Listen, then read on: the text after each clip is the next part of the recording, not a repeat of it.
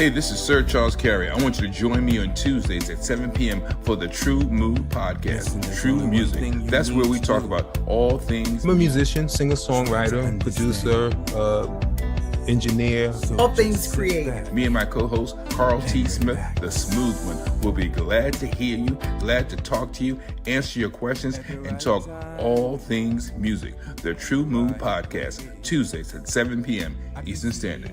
Be part of the energy. I can see that thing that makes men stop, stand still, all in denial, suffer loss of will. Hey, folks, Sir Charles Carey and Carl T. Smith.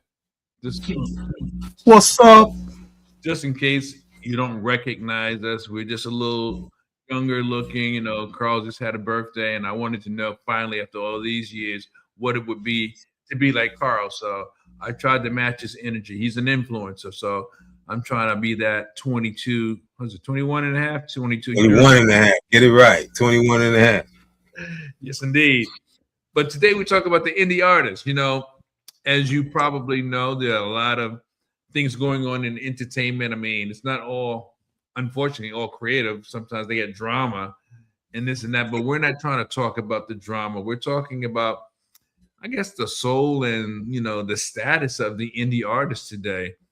And one of the things I wanted to ask Carl about, what is the current status of the independent artist today? You know, regardless of the music genre, I mean, are indie artists as active as they always have been, or what do you see? Well, I think we are. I'm an indie artist. I think we are more active. We have more opportunities, you know, than in the past and stuff. And I think I just don't. I don't think that a lot of us understand what it takes to be an indie artist and what it is that you do. You know what I'm saying? I think a lot of artists, you know, want the, in this order, want the fortune and the fame. Right. You know, they want the fortune and the fame, but they don't want to work for it. Don't enjoy the work. You know what I'm saying? They you know, it's supposed to come to me. And, you know, that leads me to my next question was, you know, do you think they want it? Because I know, in my opinion, I think they want it, but I don't know if they're not educated or insightful enough to know what it takes to get it, or if it's laziness, entitlement. I mean, what do you think it is? I think it's, most of all, I think it's not understanding what it takes to get it or what it takes to make it. You know, I think a lot of times, a lot of us artists, independent artists, feel that we have talent, so we're supposed to get. You know, and unfortunately, it's not about you're supposed to get. It's a business, and the business relies on numbers. You know, it really relies on numbers. It always has relied on numbers. But being that you have to do it yourself, you know, you got to now produce all the numbers. You know, you used to have to do it anyway, but it's all on you. I know for me, to be honest, this times I don't feel like it. I'll be totally honest. I don't feel like rehearsing. I don't feel like the marketing and the promoting. And that's a big chunk of the whole thing. But I have to do it. I have to do it. I have to put my best foot forward. I have to do the small things that make the big thing possible. And I must admit, I have to sometimes psych myself up into being prepared to do it. Now, that's just maybe a gig for hire. If it's my own gig that I'm putting together, I still feel the same way at times, you know? No. Well, it is, because like, again, I was saying, people figure they got talent, so they should have, or they should make it. But it's less about talent and more about the business of it. It's more about, the work. Excuse me. It's more about the work behind it. If you were to say 100%, it's like 90% business and 90% work and 10% talent. My goodness, yeah. I never understood how some people was able to do very well, and with no, and I would look at what they're doing, or people would make comments on it like, this stuff is not that good. But it is all about, well, listen, I worked a gig like that for some years, and it really was about business and marketing and getting people to follow you. Man, I remember working with, I was working on a project and I ran into somebody else that's also was like really inspired to get into the game or get back into the game. And I was like, yo, man, why don't we do some writing? Now, I had no intentions on stopping what I was currently doing. And they say, bet. So we had a few meetings. So something told me to ask. And I said, even though we're writing and preparing this, I guess like a writing team, the third person in the mix, they write, all three of us write, but are you, I said to the initial person, are you planning on putting your project out first? And they were saying, yeah. And I'm like, so I'm supposed to stop what I'm doing, support your effort, and put mine on the shelf. And I'm laughing because it took them about a year and a half to get ready to launch their project. And I told them afterwards, I said, now see, we fell apart because you weren't open enough to realize that the smart money was to ride the coattails of the person that may be already there, and you can learn from my mistakes if there were any, and then capitalize so that when we work on your project, you could avoid those mistakes. You rather work on yours, and everyone's supposed to put their stuff to the side and just support you. And it took you over a year and a half. And dude started laughing. I was like, that ain't funny, man. That's not funny. I said, that's why people get delayed and destroyed. That's part of the business. You have to also make good common sense decisions. And to me, I just thought that was a good example of thank God. Wait. No, this is a great example. But unfortunately, even in projects that I'm working with now, or anything that I come up with,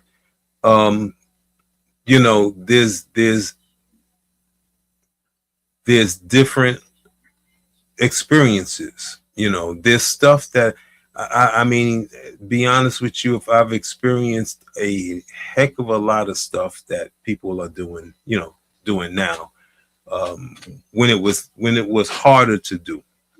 So they really don't, what I find is most people, they don't really want to listen to what you got to say or listen to how you got it. Their way, yeah.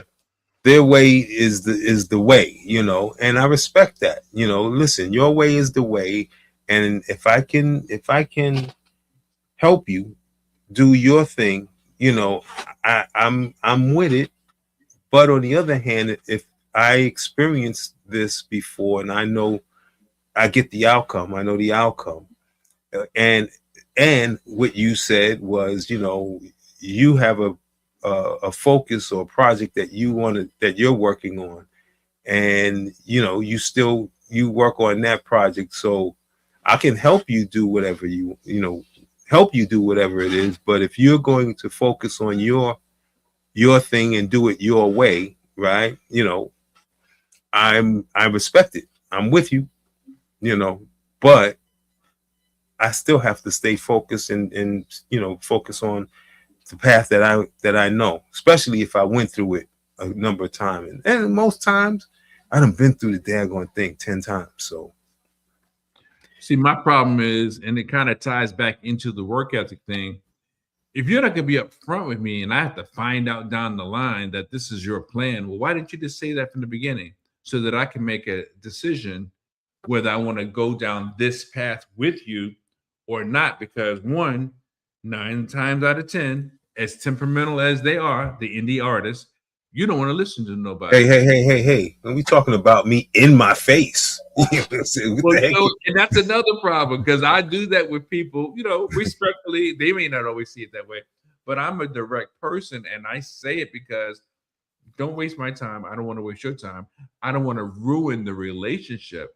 So let's just be honest with each other. And if you can't be open, honest, clear, and direct, that's going to create a problem down the line because we'll wind up going in separate directions. And good luck to you, whatever you do, and then with the doorknob hit you with the good Lord split you and all the rest of that. And I don't think that energy is necessary. We can be upfront, but a lot of people are not upfront. A lot of artists, they're just the star, or well, I just want to do what I want to do, and I want to know all the things and then I can continue. That's selfishness, man.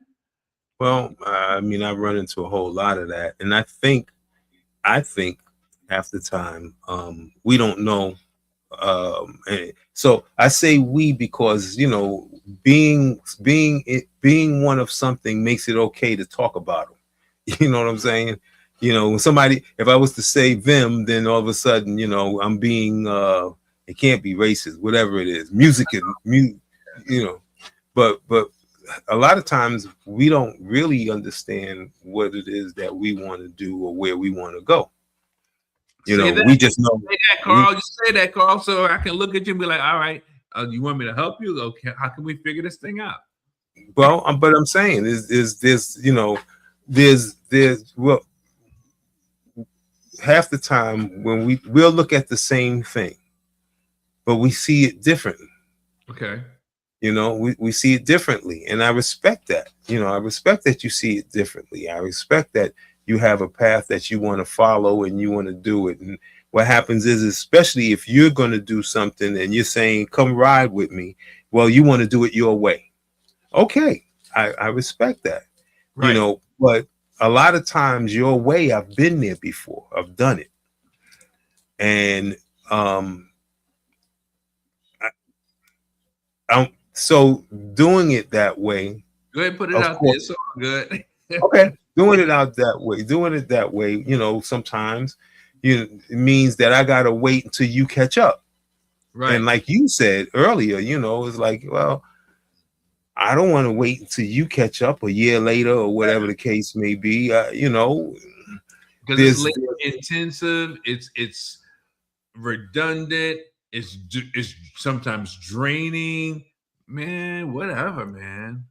It's really and then being at one point being guilty of not thinking and not change, don't want to go with change. A lot of times also that's another reason, don't want to make changes and don't want to do something in a different way or work a different way.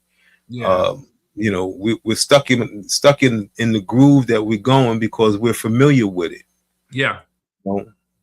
Yeah, because I'm open to the degree. Like I'll say, hey Carl, let's collaborate on a song, or Carl, can you write a song for me? So if you do the full song, lyrics and music, and you may say, all right, Charles, well, the song goes like this, and you tell me how it goes, and you say, you're hitting that note flat or too sharp. You may tell me literally how to convey the melody. Now, that's fine, or I may say, well, I want to try it this way, which is more collaborative, and that's fine as well. You as a producer and songwriter yourself, I know you're open for varied interpretations, which is great, but everybody isn't. So, I guess it depends on the relationship with the writer or the collaborative relationship on how well that project or that individual song is completed. I remember, for instance, when I was doing the song called In the Morning, you was like, you sure you want to sing it there? You want to, because I was singing low because I was just coming off a health challenge at that time.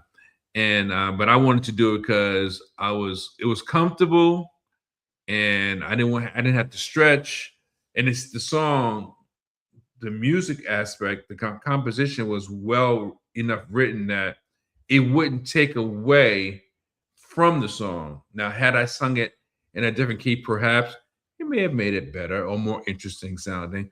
But I guess my whole point is it depends on the relationship between the people that are working together.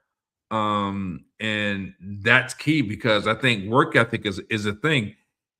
If you are, if it was me, if I'm afraid to sing in a higher register, or I'm worrying about my voice cracking, then I need to say, well, nah, man, because I don't know if I can hold that note that long, or if I can hold that note that's it's strenuous, whatever it may be. So do I have the chops to work through it, or do I have the chops to do what I need to do to make a engagement or a song sound right? I don't know if they have the work ethic they should have today as compared to the old days. Well, um, when you start talking about writing and producing, and well, first of all, like the all the all the hats are now under one umbrella, and everybody, they call it the producer.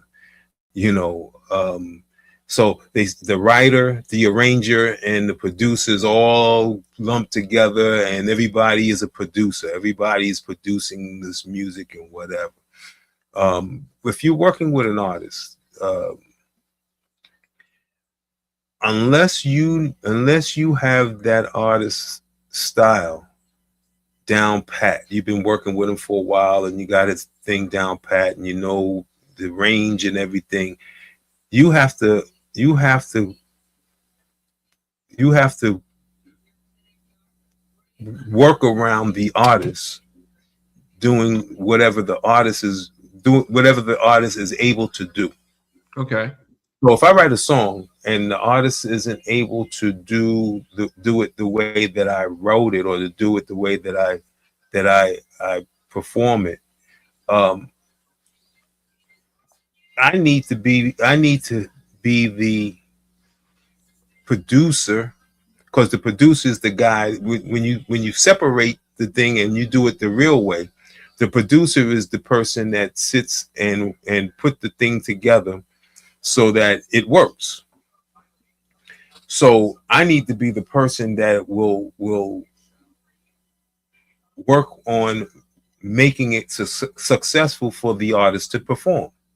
So does that mean that you're open to, or that you um, have to or want to um, maybe change the key, modify the arrangement? See, right? That's really the thing. It's a lot of times I'll run across somebody who's working on a project, and the the um, the key is too high. Matter of fact, a lot of times I listen to Marvin Gaye doing the Motown stuff, and if you listen to all the old Motown stuff of Marvin Gaye singing, he's at the top of his range. I'm talking way at the top of his range, and he's trying to hold on. Inside, That's baby. that's too low. You got to go higher. You know what I'm saying? Really? He's way Yeah. yeah, man. Listen to it. He's way at the top of his range. Then you get to the part where he's no longer on Motown, and you listen to all the stuff that he done after that, and he's not way up there. You know what I'm saying? So that comes from the Tom Bell and all those guys writing, and they're writing it, and it's their range in their head, or their range on how it goes, but they never change the key. They never work it out for the artist to be able to do it. You know what I'm saying? They never. So what, the artist just meets the song where it was originally scored. Where it was originally scored. Even stuff that I write and stuff that I work on, and you'd be surprised that they're not in the key that I wrote it in. What If do you I mean? perform, well, talking about the finished product is The finished performed product, just and it was originally written in. yeah, because I'll give you some examples. Your eyes, Okay, your yeah, yeah, yeah. eyes, your eyes have been done in 3 different keys. Really? Yeah, your eyes. I mean, I got to dig out some of the old tapes and all, the old stuff that I had, because I converted my cassettes to digital stuff so that I can listen to them. And your eyes, I think, was in I think it was in B flat, and then I decided that no, I can't Put it down. perform it with any kind of feeling Yeah, or yeah. whatever. So I moved it to A flat, and then I realized, like, nah, that's not going to happen. So the original key, not the original key, the key that it had ended up in, I think, was E flat. It might be the other way around, you Okay. know. But if I had done it in the key that I wrote it in, wasn't gonna work. Song was nice, was happening, but it wasn't gonna work. I mean, it's quite a few songs like that. Well, I should say this, but I'm gonna say it anyway. If you're a real producer, producer, which is not even a person that has to play an instrument, all you have to do is be able to arrange and put stuff together. If you're a real producer, then you'll realize, like, nah, that's not gonna work. That ain't gonna happen. That, you know what I'm saying? I want the best for the artist. So as Because we listen to artists today, I know you may not listen to as much. I don't listen to a lot, but I do wake up with radio, and in the car, going wherever, I listen to the artists, and I like the Chris Browns, the Neos, um, and Anthony Hamilton, I guess. But there's a lot of new artists out, and I think a lot of them are writing their own material. I was gonna wait until you finish so that I can say that. Go ahead. Okay, yeah, but Because the songs sound appropriate for their singing style. right. Because a lot of those artists, is not that they have a songwriting team now. What it is that those artists are writing their own stuff in the range that they're singing. Right. But if you were to give it to someone, if you gave a Chris Brown song to Neo, that key may not be right. That arrangement may not be right for him. Oh, You check know what this out. If you or I were to sing one of their songs, you'd be like, I gotta bring that down. Yeah. Well, not only do you have to bring it down, but if I'm doing a cover while I'm performing, automatically the arrangement is changed. I'm doing my own arrangement. I'm putting it in my own key. I'm re-recording all the stuff so that I can do it. So I can perform it and give it the best that I can with my range and my feelings and everything. I don't I won't use a ready-made track unless it's absolutely positively in key with what I want to do. Now, when it comes to like certain songs like John Legend, he doesn't necessarily have a high voice, but he uses a lot of flats. And it's not so much about the notes, but for me, I don't think I have the endurance I used to have. So we're just ordinary people. We don't know which way to go. Instead of me singing it like he recorded it, I'll do the refrain or the chorus once. We're just ordinary people. We don't know which way to go. Instead of doubling up on it the way it was recorded, I'm going to sing it once so I can save some wind, some air, and not overwork my vocals. But it's still the same arrangement, minus me saving myself on how I sing the chorus. So people can still relate to it, but I'm just not going to double up on the hook, because it was recorded that way, if I can sing it a little differently, but keep the essentials of the original elements. Well, I mean, yeah, but that's again, you know, what you're doing is you're taking the song and performing it to fit you, your personality, your thing, and I don't if you're going to do everything like the record, then why am I listening to you? I just go listen to the record. You know, I want to see you do. First of all, when you do covers, all you're doing is reminding the people to go back and listen to the original thing anyway, because you can't sell it. You know, you can't do anything with But it. the thing though is, man, I know you know this. When you do a cover, doesn't matter whose it is. If they know you, first of all, you're doing it because it was a good song. Normally, you're doing it because it's a well liked song, also. But when you're doing the song, people gonna try to sing the song with you. And Oh when no, absolutely, when you absolutely. change the arrangement, you might lose some people in your audience depending on how much you change it.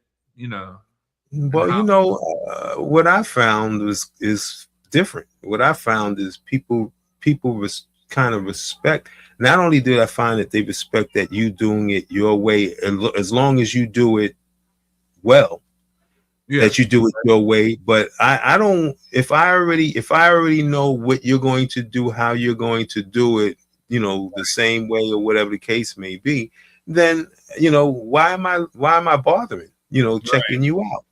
You know what I'm saying? And then on top of that, what I'm finding is um, people are, especially these days, they're tired of hearing the same old stuff.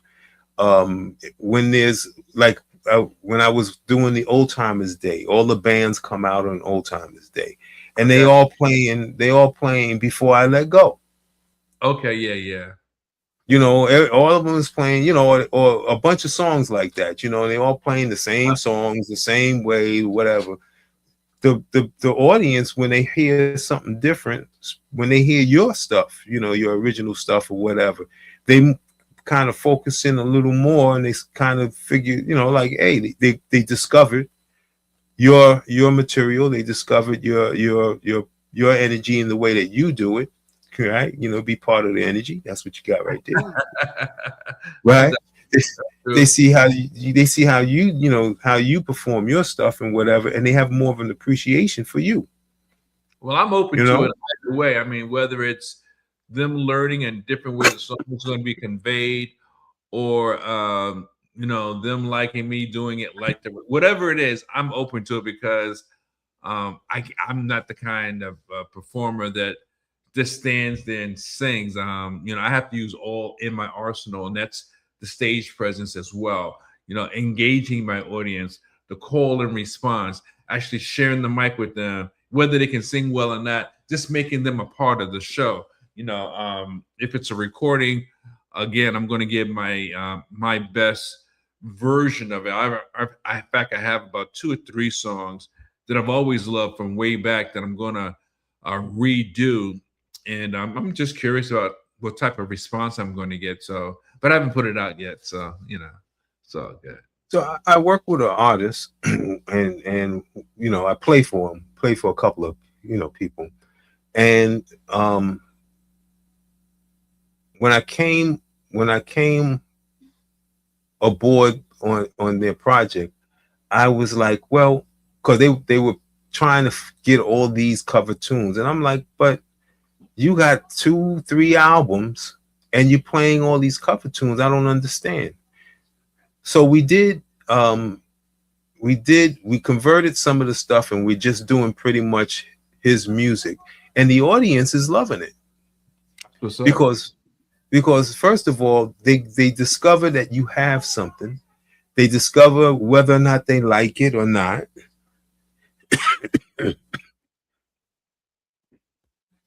They discover whether they like it or not, and then Right. they go back and check it out.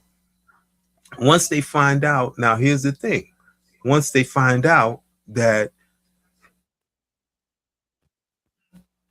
they like your stuff, they go back and they go through your whole catalog. Yeah. Okay, I got you. And now the next time, so The next time we went to the same place, this is like the third time that we were Okay. there. The place was packed with Ah, people nice. singing along. You know what I'm Okay. saying? And, Did you and notice that's any familiar faces? huh? Did you notice Say that any again. familiar? Did you notice any familiar Yes, faces? yes, yeah. That's Because the thing is, and then what people don't realize is the stuff that you attach yourself to and that you listen to and you sing along with was all original stuff in the beginning anyway. They just did it in front of people. They just said, well, I don't care, I'm me. And they just do it in front of you and they do their own material. You discover it. You go back and you listen to it. And then you come back, you know, listen, just yourself, right? Just yourself. Think about this. I had some people come down when we did the gig down there at the MPK. right. Had them come down and we did the show and everything. And when I got back here, right, they've never heard anything of yours and stuff, but they got down there. When they got back here, all I keep hearing is you're sexy, you're good to me. That's all I keep hearing. Wow. That's Till great. this day, they still, so what and here's the other part of this, right? We independent artists need to stop chasing people who don't want to hear your stuff. Right. We need to start working on getting people who want to be there's millions of people who want to hear your stuff. If you like it, there's definitely a lot more people who like it. Right. So we need to spend time with those people. Yeah. We need to nurture a relationship with those people. We need to build a core following with those people. So would you say You know. that's the difficulties of independent artists, maybe engaging the wrong people or not engaging people enough? No, the problem is thinking that you have to engage everybody, thinking that you have to throw the thing against the wall and see what sticks. No, listen, you try to get 1 million people at Spotify to listen to your material, but you get 100 people that will buy your merch and support you and whatever. You'll make more money than you do on Spotify. Yeah, I You hear make a that. heck of a lot more money than that, and the money is direct because it's they're buying it from you. You sell Right. a T-shirt. If you sell a T-shirt for $20 at 100 people, Yeah, do the math. if 100 people is following you and they support your Patreon or whatever the case may be, that's a monthly income. Those are the people that we need to focus on. It took me, I don't know, 68 years to figure this one out. And I'm only 21. It's just 1.5. I only want you to know that. So Because, what because we want everybody to like what we do. Everybody ain't gonna like it. back soon? No, everybody ain't gonna like it. So what are the difficulties working with independent artists today? Then the only difficulty that I find is the way that they think and the stuff that they expect. Independent artists feels that no, I shouldn't even say independent artist. A artist, whether it's independent or major or whatever, major, minor, diminished, raise 5, augmented, whatever. Have a perception of how the music business work. We don't really understand, or we really think being out there with known artists, everybody thinks that the artist made it overnight. Some of these artists been working at it for 10, 15 years before you was discovered. Right. Those 10, 15 years is when they were building their core audience. It used to be the record company and promotions and everybody would be doing it for you. Now you have to do it yourself because you're independent. So those, 10 to 15 years of working was the companies building your audience for you, right? The problem with the company building your audience is they the ones that got it. Yeah. Just like they say Facebook, when you're dealing with a social media platform, and you solely rely on that platform to reach people, they're the ones that control your Your career, your narrative, your everything. Yep. You're right. which is the algorithm. You need to be able to go on there and get them off there onto something that you control. Yep. Build your own You know, database. you build your own database. So now, whenever you have something, you go through your database. Those are the people that follow you. Those are the people you really need to pay attention to. Right. Gotcha. So what about you know, when it comes to actually not just recording but doing engagements, what are the challenges on that side of the scope? Challenges on that side of the scope is thinking that you should be paid. Hold on. You want me to do a gig I'm not going to get paid? Well, well, no, that's not it. You see, if I go to a spot and I perform at the spot and the place holds 100 people and I come in and I have 15 people come, but I want to get paid, right? Okay. The problem is, how long so you could be the greatest. I run into this all the time. The greatest singers don't have a following. Yeah. So, but I'm the great singer and I can do all this runs and weaves and blah, blah, blah. But, I want to get paid. Well, no, that's not going to happen. You get a guy who can't sing out of a paper bag, but his aunt, his uncle, his cousins, and his whatever comes, and he comes in 100 people, he comes in with 80. So The guy's going to pay him. Is that wrong? Or is that good or bad? I mean, the reality is everyone isn't strong with the back end of the business as well as the front end. So Right. how do you handle something like that when you have a talented artist, regardless of vocalist or musician, but they're not good with promoting and marketing? How do you handle that? Then you have to pay somebody to promote and market. You know what I'm saying? Because that's when or you're gonna take the time, because it's really not that hard to do this stuff. You're gonna take the time and learn, because that's where I got it from. I took the time and I'm learning, like, okay, this is stuff that I've known before and that I've done for other things is the same as doing this for this music. Right.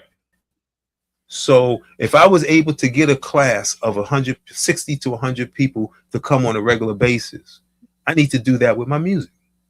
For sure. It's I think it's a little challenging. But it's something that has to happen. Difficult or not, it's required, so to speak. It's a necessary evil, if you will. Man, so I find that, what about the people that are adequate but not as good as they really think they are? When you're doing an engagement, you got people that they know everything, they have all the answers, and they're adequate, but they're just not the cat's meow. How do we deal with those kind of people? But those kind of people are making a mint these days, because they have the sell a CD out of the trunk of my car thing down pat. They have the idea of grabbing and pulling people. So you really don't have to be that great to make a thing.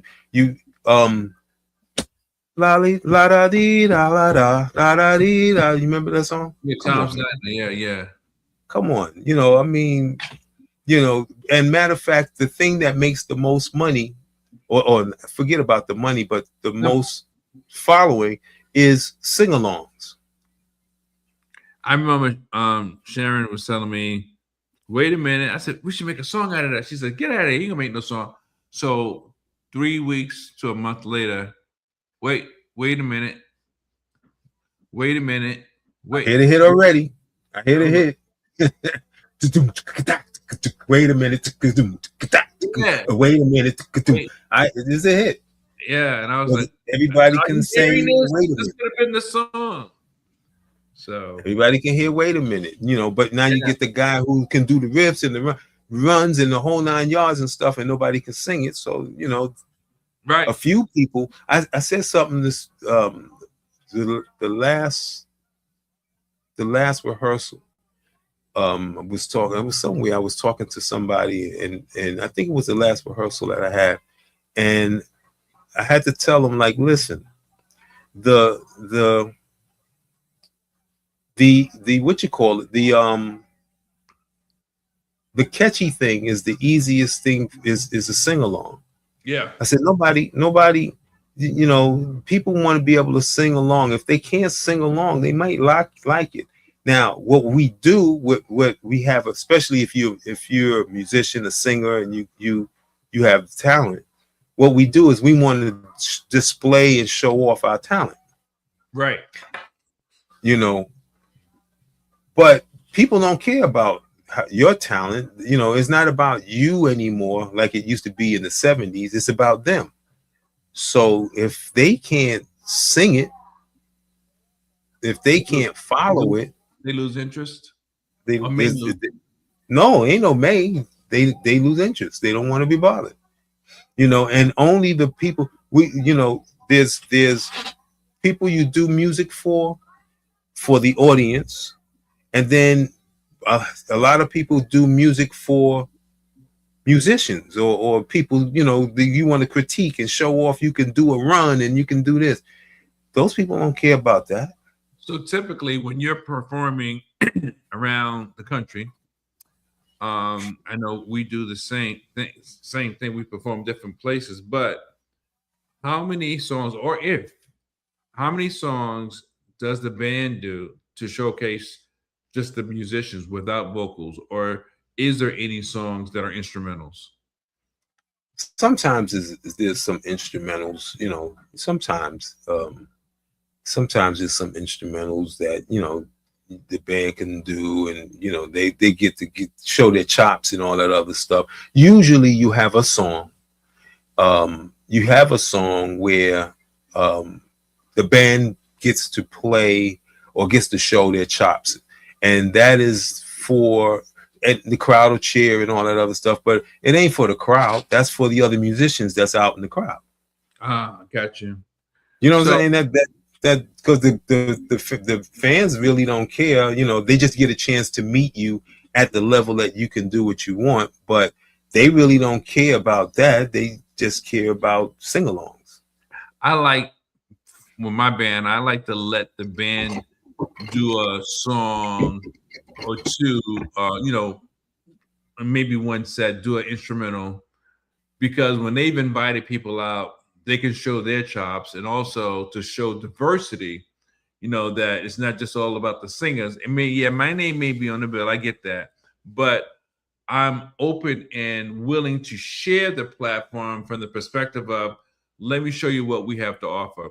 We've got an instrumental approach.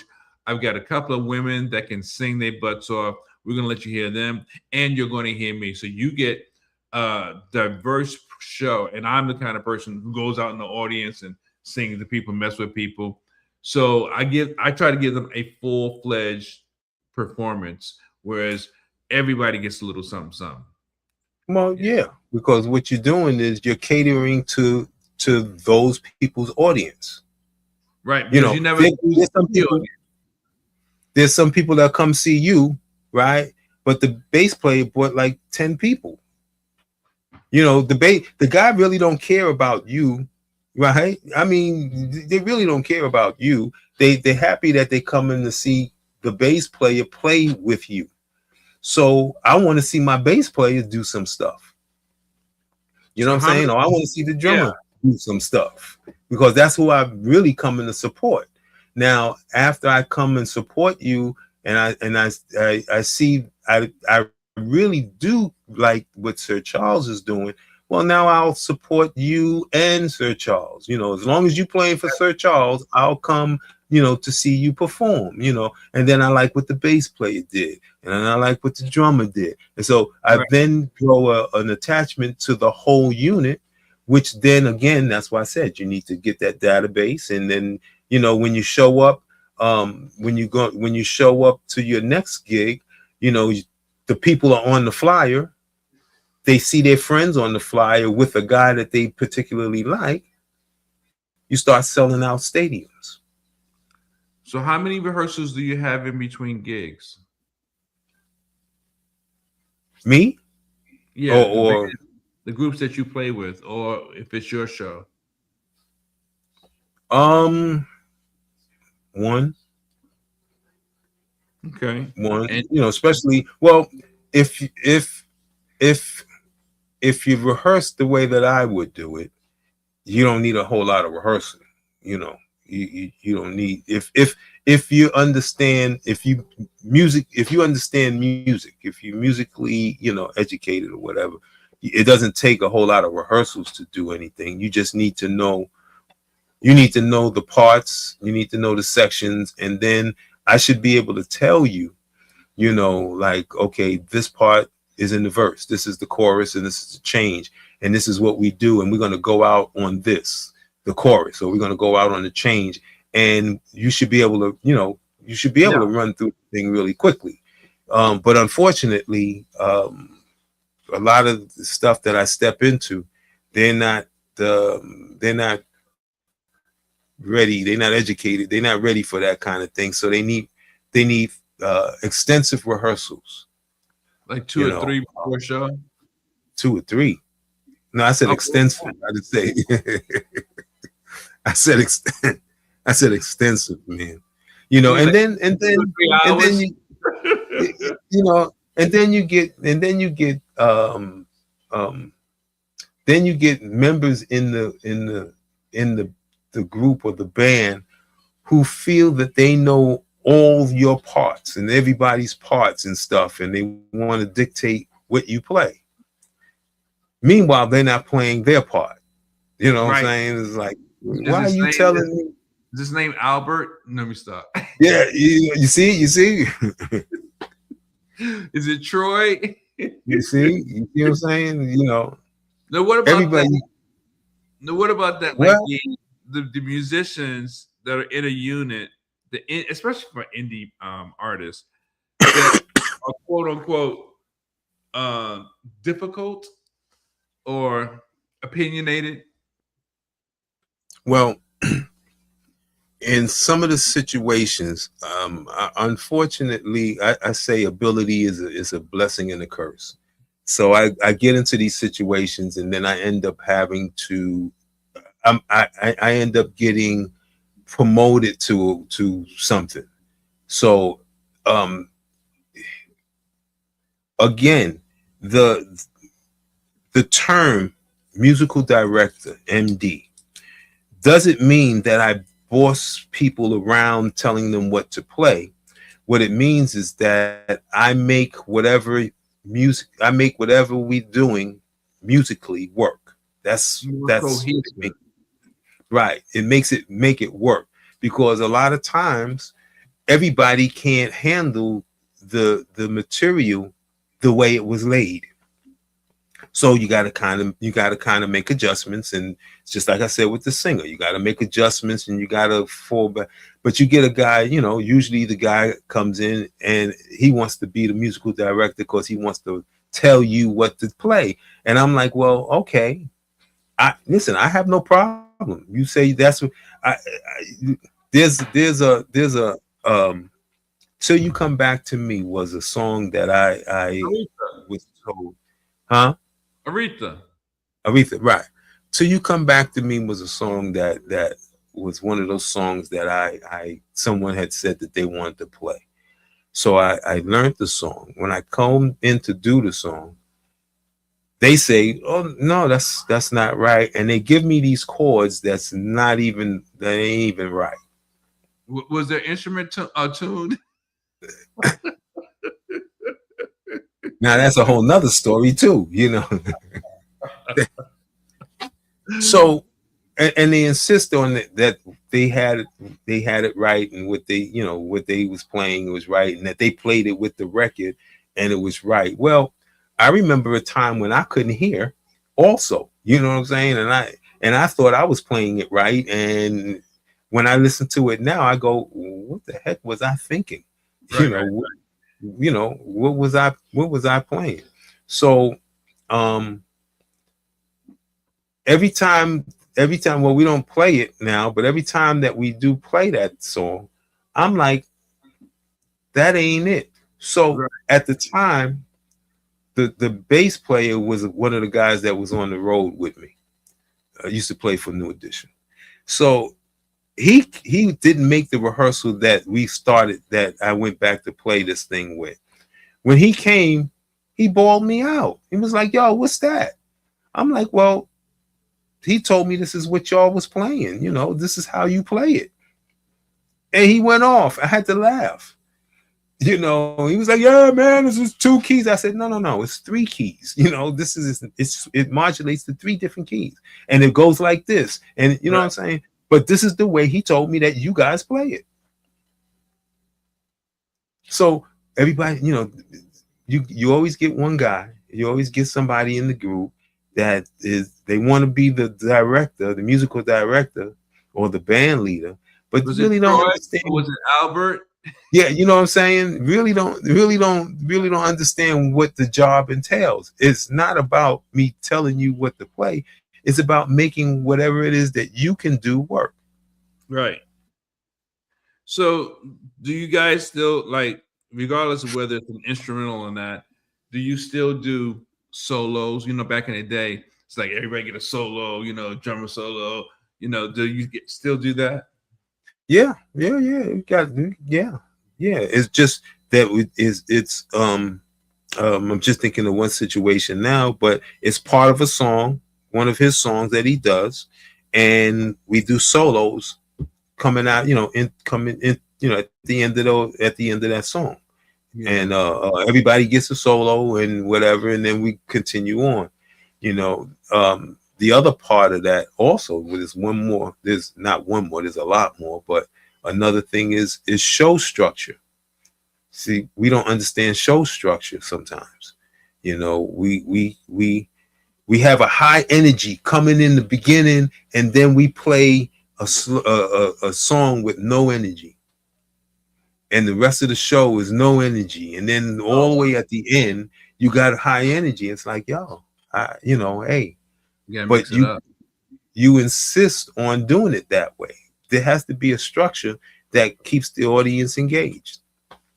Yeah. What I like to do with my band, I like to at least one song per set introduce the band, because I know that people that was in the beginning of the show may not be the same people at the end show. So if you weren't out of if you didn't come in the first set and you only came in after the set got started, you may have missed that. So I make sure that they are recognized in both sets. You know, whether they're soloing, I call their name out, put the spotlight on them, whatever it may be, because I want them to feel appreciated and a part of, you know, as well as Well, get a chance to do their thing.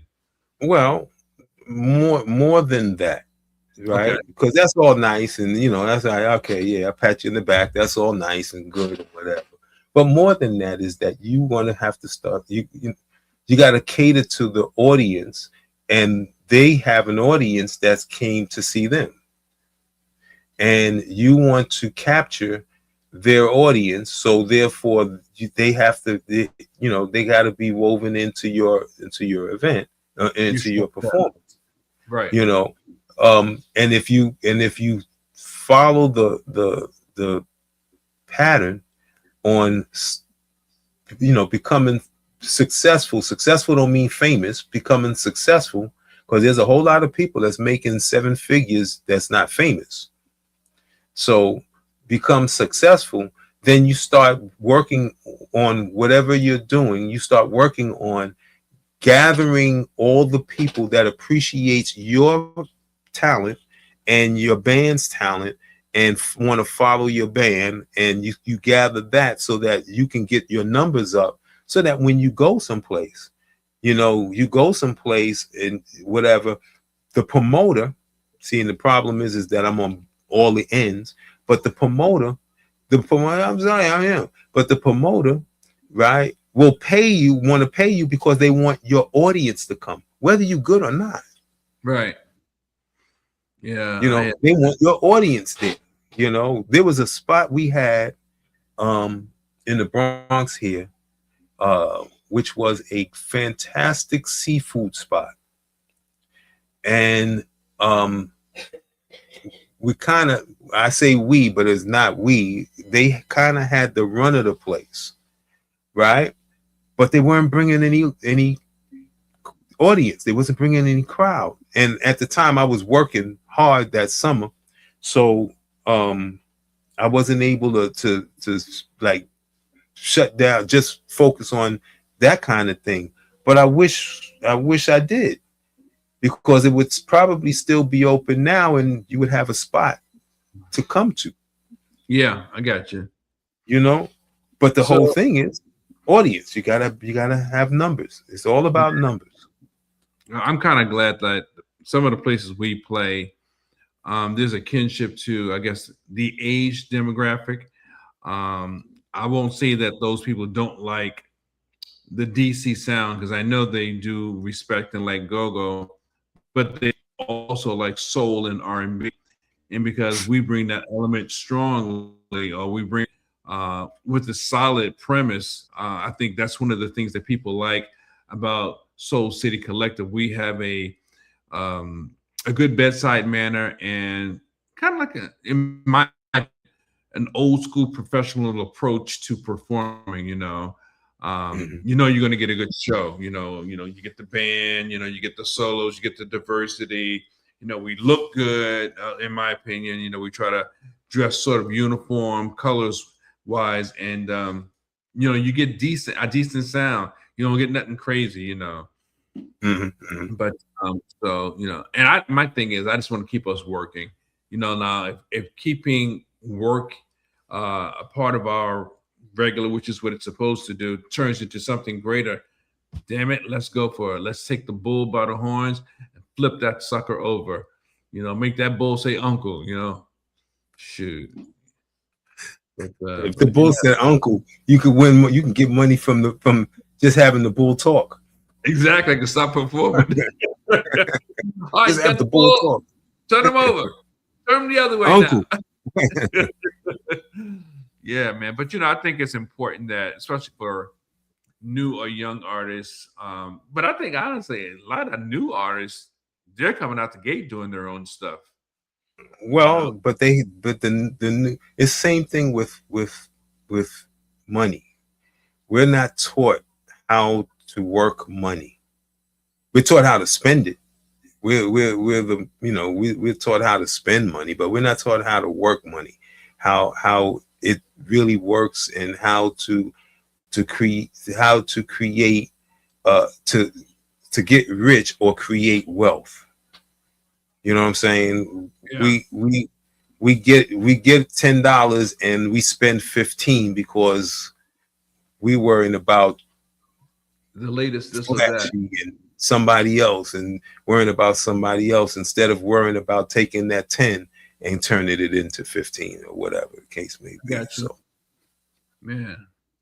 Well, look, man, this has been really interesting. I think more conversations like this, more conversations about show preparations, more conversations about after the show, more conversations about in between gigs, what are you doing, are things that we can discuss in future shows, because I think it makes a difference, especially for those that may stumble across the podcast and find this conversation interesting. Because I did a video the other day and I said things that people don't talk about as it relates to being an entrepreneur. And yeah, we talk about the good stuff. Yeah, I got a show, we get ready to put it down, this and that, which is great. But what happens when you don't have a show? What happens in between keynotes? What happens when you're not doing an engagement? What are those days like? What's going on in your mind? What's going on with your talent? So, Well, the other part of that is that, your followers also is interested in doing it, because a lot of times they want to follow you and they want to support you. What I've learned is, but they just don't know how. So things like today, conversations like today, which I would welcome doing a lot more of, will give them the way of doing it, because I'm pretty sure that they've seen, or if they go through this and they listen to it, they'll be like, well, wow, I didn't know that. I didn't know that I can help Sir Charles just by giving him my email address, or I can help Sir Charles by inviting some friends. They don't know that. They just figured they just need to come, and you have to inform them. Most people don't know, you know. Well, I think we'll do just that. We'll make that a part of our strategy, our topics, just to keep it real. Because again, there are people, even probably even more seasoned people, who may be stuck in between. Because I know I've been stuck on the speaking side as well as on the music side, and I'm grateful that at this current time, the music side is pretty much filling up. We've got a lot of things going on, a lot of things to work towards. But when it's not about what's happening today, we still have to be able to fill in the gaps and, make good use of our time. So, yeah. So, folks, if you just joined in or if you caught the tail end, I know some of you were on earlier. I saw you, don't know exactly who you were. This is the Tru-Mu podcast, where we talk about all things creative, music, creativity, the creativity in business. And we welcome you to share your comments, and we will get back to you. And until the next time, you've got to be part of the energy. And we'll see you on the flip side. Yeah, yeah, yeah, yeah. Uh-huh. Yeah. You're sexy, so good to me.